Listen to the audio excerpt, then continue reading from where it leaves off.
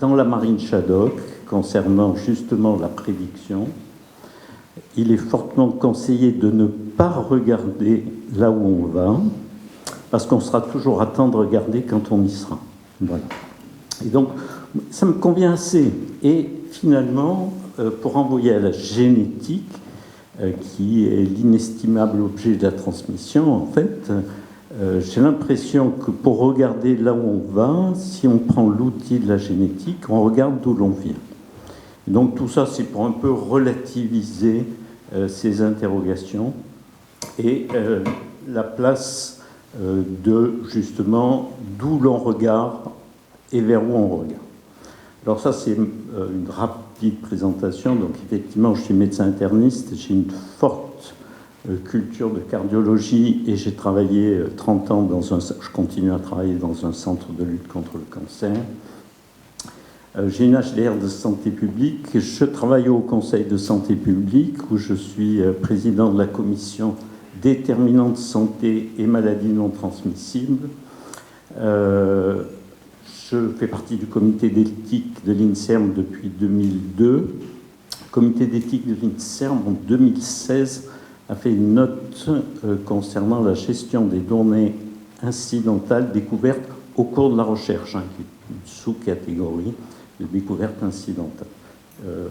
Alors, la dernière ligne, les deux dernières lignes, elles sont importantes à propos de cet enfumage et des conflits d'intérêts. Donc, quand j'ai été nommé au Conseil de santé publique, donc j'ai fait partie des gens qui ont évalué les stratégies nationales de santé, je fais partie des gens qui ont rédigé certains conseils concernant les futures stratégies nationales de santé. Donc, avant, j'étais consultant pour l'industrie pharmaceutique, j'étais consultant pour Génome Québec, mais à partir du moment où j'avais ce type de responsabilité, je considérais que je ne devais plus avoir aucun lien avec ni l'industrie pharmaceutique, ni aucune activité commerciale. C'est-à-dire que depuis 6 ans, je refuse de prendre un café si le sucre est offert par l'industrie pharmaceutique. Alors, je vais reprendre, comme vous avez pu le voir et l'exprimer, ce type de débat suscite de très nombreuses questions et je vais reprendre rapidement 3 termes qui étaient dans le flyer: prédire, les risques et la maladie. Alors, c'est quoi une maladie? Donc, on a déjà cité M. Loriche et Claude Bernard a dit la définition de la maladie a épuisé les définisseurs. Donc, c'est assez complexe de définir ce qu'est une maladie. Est-ce que l'hypertension artérielle est une maladie ou est-ce que c'est un facteur de risque? La grossesse est une maladie. Ce qui définit la maladie, c'est le médecin qui s'en occupe, c'est la nature des interventions, c'est la physiopathogénie, c'est la causalité. Enfin, moi, j'ai tendance à considérer au bout d'un moment, c'est tellement simple d'ailleurs de prendre cette solution qui peut être assez vaste pour de très nombreux problèmes, et une maladie, ce que la société reconnaît comme telle. L'épilepsie, par exemple, est une bénédiction dans certaines sociétés, la marque d'une sorte d'élection, et que chez nous, c'est une maladie. Alors, là aussi, comme Dominique, j'ai beaucoup travaillé en oncogénétique, j'ai dû communiquer avec plus de 25 000 personnes sur qu'est-ce qu'un risque, qu'est-ce que ça veut dire, et ainsi de suite. Et donc, ma thèse, je l'ai faite sur l'hypertension artérielle. Donc, une anomalie, est-ce que c'est une maladie, donc l'hypertension artérielle, une mutation BRCA, un nodule pulmonaire, un carcinome in situ, c'est un cancer, c'est pas un cancer. Enfin, vous voyez, donc, encore une fois, ça renvoie à un moment donné, le fait que collectivement, puisqu'on parle entre nous, moi, ce que je cherche, c'est une sorte de consensus déjà sur le terme que l'on emploie. Ça serait bien qu'on mette des frontières. J'ai cité Dostoïevski, qui dit « Toute chose est proche de son opposé », pensez à l'amour et à la haine, mais la maladie, la non-maladie, est-ce que ce sont des états qualitatifs? Est-ce qu'il y a une ontologie? Est-ce qu'il y a des zones frontières floues? Donc je pense qu'il serait utile qu'on ait une sorte de débat collectif pour aboutir à un vocabulaire commun. Je ne parle pas de la définition de la guérison. Un autre point sur lequel je souhaite attirer l'attention, en hommage à Camus qui a déjà été cité, je ne dépistais pas des gens qui avaient des mutations BRCA. Je les identifiais, c'est d'ailleurs le titre de l'expertise collective sur ce sujet. Pour moi, on dépiste des maladies et on identifie des risques. Alors, le risque, il y a un sociologue allemand qui a décrit ce qu'il appelle la société du risque, ça me va à peu près, c'est-à-dire qu'on est entouré de risques. Les risques sismiques, les risques terroristes, les risques financiers, les risques médicaux. Il y a une société à laquelle j'appartiens, qui est la Society for Risk Analysis, qui considère que l'addition des pommes et l'addition des poires, c'est la même chose. Et que donc, gérer ce type de risque, on doit avoir des outils communs. Cette société, par exemple, a considéré qu'il était peut-être utile qu'on arrive à un consensus sur ce qui est un risque. Ça, c'est la norme ISO. Et donc, un risque, déjà, pour les gens qui font la norme ISO, c'est bidimensionnel. Pour nous, dans notre société, c'est tridimensionnel, mais bon, peu importe. C'est une sorte de mélange entre la sévérité de l'événement redouté et la probabilité de son apparition. Et en fait, si vous voulez, moi, c'est un message que j'essaye de véhiculer de manière systématique, il n'y a pas de risque important, il y a des risques acceptables ou inacceptables. Voilà, c'est la position des personnes qui comptent. Et donc, généralement, les risques inacceptables sont ceux qui ont, bien entendu, à la fois une probabilité élevée et une sévérité élevée, mais la littérature est extrêmement riche, et si ça vous intéresse de savoir pourquoi un risque à faible probabilité, à faible sévérité est perçu comme inacceptable, on le sait. Et pourquoi un risque élevé, sévère est considéré comme acceptable, on connaît tous les facteurs qui font que dans la reconstruction par les individus du caractère acceptable ou inacceptable d'un risque, qui va déclencher des actions. J'interviens pas. Et donc, tout ça, c'est extrêmement bien théorisé, c'est extrêmement bien étudié, et on est capable d'expliquer ce type d'apparence dissonance. À partir du moment où on parle de probabilité, ça veut dire qu'il y a une incertitude. Et un des mots-clés autour de cette prévision, c'est quelle est l'incertitude que j'ai quand je fais une prédiction. Sur le schéma simplifié que vous avez montré d'un score de risque, en fait, pour moi, montrer à des individus qu'ils ont un risque de 63%, le mensonge, il est dans le 63%, il n'est pas dans le risque. Parce que si vous donnez le chiffre de 63%, vous véhiculez implicitement votre capacité à mesurer ce risque au centième près. Donc le mensonge, il est là, il n'est pas dans le risque. Alors, ce qui nous menace, en fait, ce n'est pas un risque, c'est la multiplication des risques. C'est pour ça que cette société des risques est particulièrement menaçante, parce que conscientiser un nombre important de risques vous rend hyper vulnérable. Alors ça, c'est juste pour vous donner une idée. Si vous êtes exposé à 100 produits toxiques, le risque environnemental qui est très prégnant dans l'idée des gens, chacun d'eux a une probabilité supérieure à 66% d'être anodin. 100 produits, tous probablement anodins. Quelle est votre probabilité de ne rien risquer? Alors, je vous ai donné ici, sous forme de QCM, une liste de choix, et la réponse, c'est celle-là. C'est-à-dire que la combinatoire, mathématiquement, est le facteur de progression le plus important.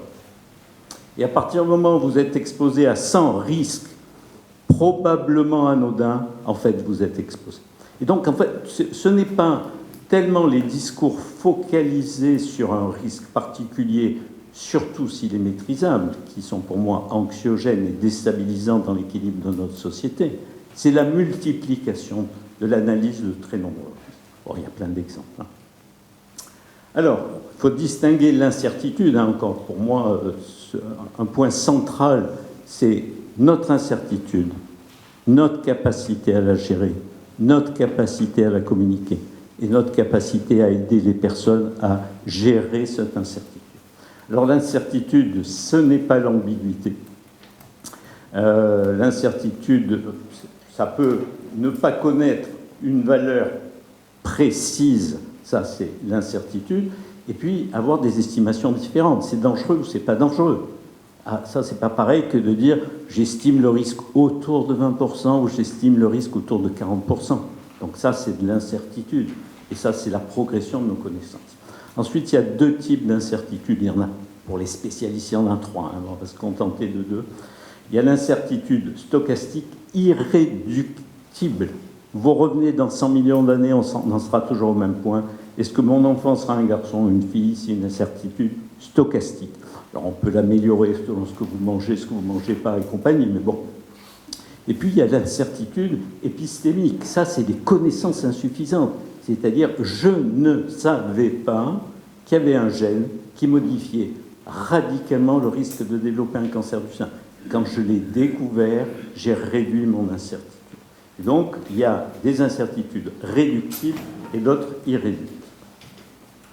Alors, en gros, pour moi, l'incertitude, l'image, parce qu'en fait, ce que nous, techniciens de l'incertitude, techniciens du risque, on a une représentation, mais je pense que ce qu'il faut, c'est véhiculer nos représentations techniques avec un langage accessible, appropriable, en tenant compte de tout ce qui a été dit tout à l'heure, de la littératie, de la numératie, de la capacité qu'ont les gens à affronter certaines choses. Et donc, pour moi, l'incertitude, c'est ce halo autour. Vous voyez, quand vous dites votre risque, il est de 63%, je trouve ça ridicule, arrogant, prétentieux et menteur. Non. Maintenant, on ne peut pas non plus dire beaucoup. Tout a été étudié. Hein. Si vous voulez transformer les chiffres en qualificatifs, ça a déjà été étudié. Donc, beaucoup, un peu, modérément, etc. Donc, pour moi, la bonne analogie que j'utilise, c'est ce halo autour du spot. Et dire à quelqu'un, vous êtes au niveau de la valeur moyenne, n'a pas de sens. Il y a ce qu'on appelle, nous, techniciens, autour une incertitude et un intervalle de confiance. Alors, après, il y a des modèles avec bifurcation. C'est-à-dire, justement, vous voyez, BRCA, dont Dominique va sans doute parler, c'est une bifurcation. C'est-à-dire que si vous avez BRCA, vous êtes toujours en zone incertaine. Il ne faut pas chercher, je l'ai dit 25 000 fois, il ne faut pas chercher de certitude dans un monde où il n'y en a pas. Voilà.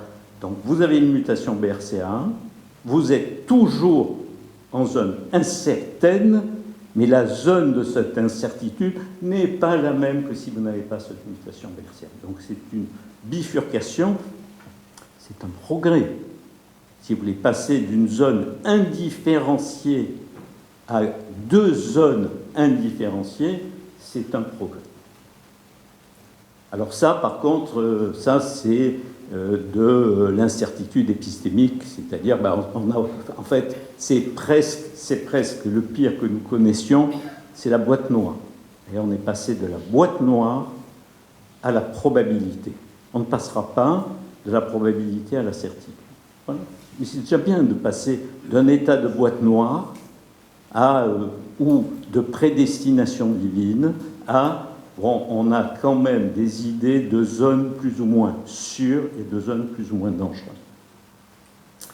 Alors, pour en revenir à la première présentation sur la prédiction en radiologie, c'est assez différent de passer d'une prédiction basée sur un paramètre à une prédiction basée sur un modèle.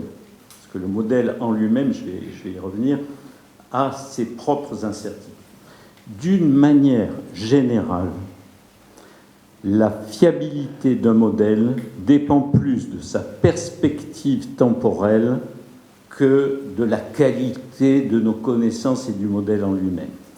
C'est vrai pour la météo. La météo, à 10 minutes, elle est très fiable, à 1 heure, elle est moins fiable, et ainsi de suite. Et d'une manière générale, comme vous pouvez le voir, l'incertitude qu'il y a autour des modèles par rapport à une valeur moyenne, il y a tout le temps une valeur moyenne. Tout le temps une valeur moyenne. Mais se réduire à la valeur moyenne, c'est passer à côté de beaucoup de choses. Et donc l'incertitude, passé un certain délai, devient absolument incommensurable. C'est comme quand j'entends des gens avec qui je travaille me faire des modèles sur le futur du système de santé à 15 ans, je vais reprendre les termes que j'ai dit tout à l'heure, c'est puéril, c'est arrogant en même temps, ça n'a aucun sens. Tout sujet, contexte dépendant est temps dépendant. Alors ça, c'est hyper important. Ça, vous voyez, je l'ai marqué en bas, je l'ai appris à ce congrès dont je vous parle, la Society for Risk Analysis, en 2005. Ça a été, d'un coup... Justement, c'est le problème des modèles et de l'incertitude des modèles. C'est-à-dire, si je prends la prédiction statistique de l'apparition d'un cancer du sein, je vais partir avec un paramètre, homme-femme. Et puis je vais dire, c'est pas assez. Je vais prendre un deuxième paramètre. Quel âge a cette personne? Donc je vais améliorer, je vais réduire ce qu'on appelle l'incertitude liée au modèle. Mon modèle est de plus en plus performant au fur et à mesure que je l'enrichis de paramètres pertinents. Et donc, si j'augmente le nombre de paramètres de mon modèle pour prédire le cancer du sein, je commence par homme-femme, quel est votre âge, mutation BRCA, quel est votre poids, vos premières règles et compagnie. Et au fur et à mesure que tous ces paramètres, je les rentre dans le modèle, l'incertitude liée au modèle décroît. Mais le problème, c'est que chaque paramètre que je rentre dans mon modèle, je le mesure.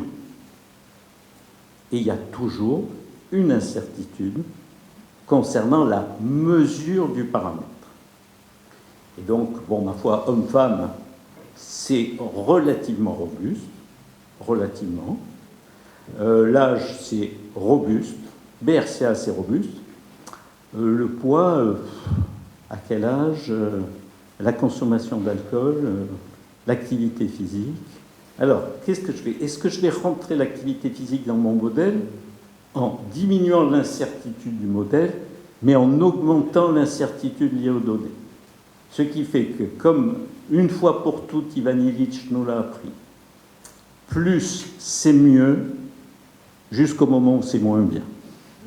Et d'une manière, pour les modèles, un modèle dans lequel vous rentrez plus de... Sauf si la mesure de tous est extrêmement précise, ce qui est assez rare. Ne dépassez pas 5, 7, 8 paramètres dans votre modèle, même si intellectuellement vous dites « Ah, mais ça joue un rôle... » Non, oui, ok. Mais je vais plus perdre en incertitude liée aux données que ce que je vais gagner en réduction d'incertitude liée au modèle. Donc la construction des modèles, c'est un métier. Alors, un dernier point, donc, c'est une publication, je ne me souviens plus comment, à propos de BRCA, BRCA2, je ne sais pas si tu t'en souviens, Dominique, c'est l'équipe des Anglais, là, tu sais, Gareth Evans, qui l'avait publié. Donc, ils avaient pris des familles où il y avait des mutations BRCA. Ils ont fait des tests présymptomatiques et ils ont dit il y a des gens qui ont cette mutation qui augmente les risques de cancer du sein et il y a des gens qui n'ont pas cette mutation. Et ils ont suivi les gens qui n'avaient pas la mutation. Et il y avait plus de cancer du sein chez les femmes qui appartiennent à des familles BRCA, mais qui n'ont pas cette signature du risque et la mutation, que par rapport à la population générale.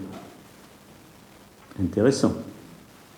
Alors, l'interprétation de cette équipe, c'était de dire, En fait, quand les gens viennent nous voir en consultation, c'est qu'ils ont parfois une mutation BRCA, mais parfois ils en ont plusieurs. Ils ont CHEK2, ils ont PALB2, ils ont ceci, ils ont d'autres paramètres génétiques qui augmentent les risques de cancer du sein. Et ceux à qui on a enlevé BRCA, qui a un gros poids prédictif d'apparition de cancer du sein, ils ont peut-être hérité d'autres facteurs héritables qui augmentent les risques de cancer du sein. Alors, maintenant, il y a des interprétations alternatives. La personne se croit à sur-risque de cancer du sein. Elle est dans sa famille, elle a vu mourir sa mère, sa tante. Vous voyez, quand on nous disait vous faites du mal aux gens et compagnie, attendez, les gens, ils venaient nous voir en nous disant ça va, j'ai vu ma mère, ma soeur, ma tante mourir d'un cancer du sein, vous ne m'apprenez rien. Voilà. Donc ces gens se croient à risque de cancer du sein, et donc parmi une hypothèse alternative que je ne partage pas, il y a le fait de se croire à risque crée la maladie.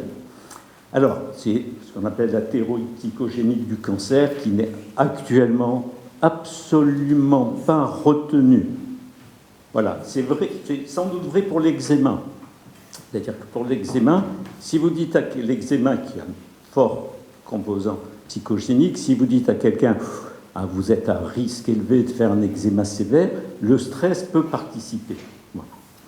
Donc, cette interprétation alternative pour les cancers, je n'y crois pas, mais c'est quand même ça peut se rattacher à quelque chose qui a été bien décrit, vous voyez, dans les années 48, ce qu'on appelle les prophéties autoréalisatrices.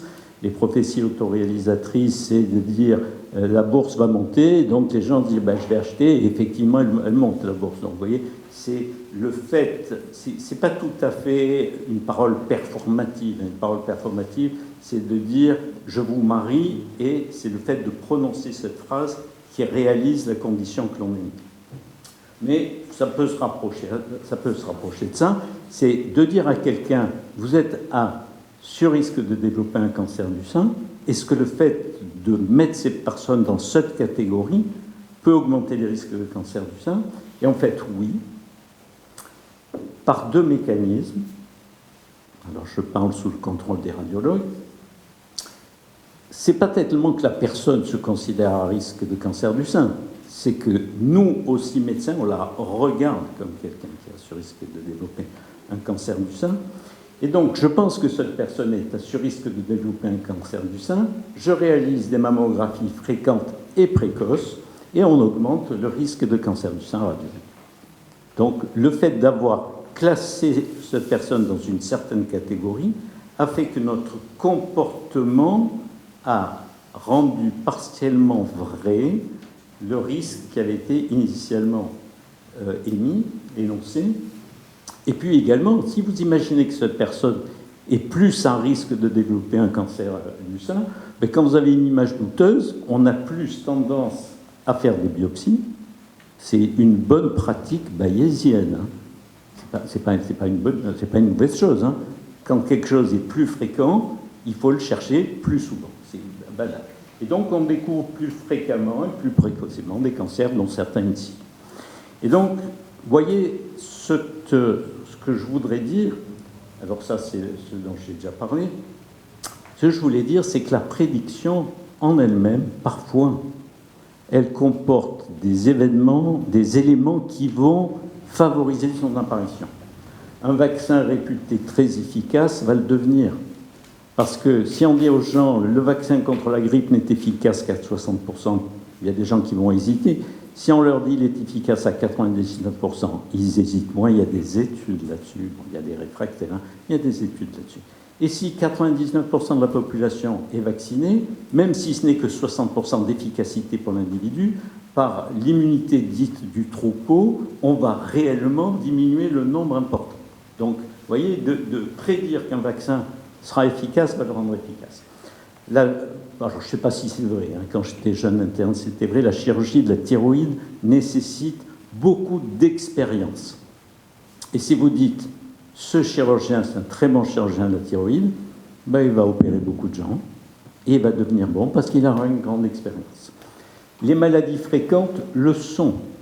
Quand vous êtes confronté à un tableau clinique, Si vous avez l'habitude, dans votre petite tête bayésienne, de faire un diagnostic, eh bien vous direz, c'est voilà, le célèbre aphorisme, les formes atypiques des maladies fréquentes sont plus fréquentes que les formes typiques des maladies rares, ce qui est rare est rare, et ainsi de suite. Alors il y a plus embêtant, hein. Ça c'est un article du Lancet de 1980, ça c'était un peu plus perturbant. C'est-à-dire que les réanimateurs ont été parmi les premiers à faire des scores prédictifs, de gravité en particulier. Et en fait, ce dont on s'est rendu compte, c'est que les patients qui étaient labellisés à risque étaient moins soignés que les patients qui étaient labellisés pas à risque, parce que le médecin avait intériorisé le fait qu'ils allaient mourir. Donc ça, c'est un peu plus embêtant. Alors, voilà, ma diapo de conclusion, voilà. Ne substituons pas un destin génétique, surtout quand il n'existe pas, à cette sorte de vision du passé, de la prédestination. Maintenant, une médecine qui ne serait pas prédictive, hein, si on ne cherchait pas à avoir une certaine représentation du futur, ça serait une médecine aléatoire. Hein. Donc voilà, ayons une représentation du futur. Toute prédiction suppose toute chose étant égale par ailleurs. La publication que j'ai vue de radiologie portée sur des gens qui étaient venus faire, si j'ai bien compris, un dépistage du cancer du côlon par imagerie et pas par coloscopie, pas par, dans une société où le système assurantiel est différent, cette généralisation à notre contexte à nous est plus délicate. Prédire n'est pas neutre. Et donc, il faut prédire avec humilité et agir avec prudence. Voilà, je vous remercie.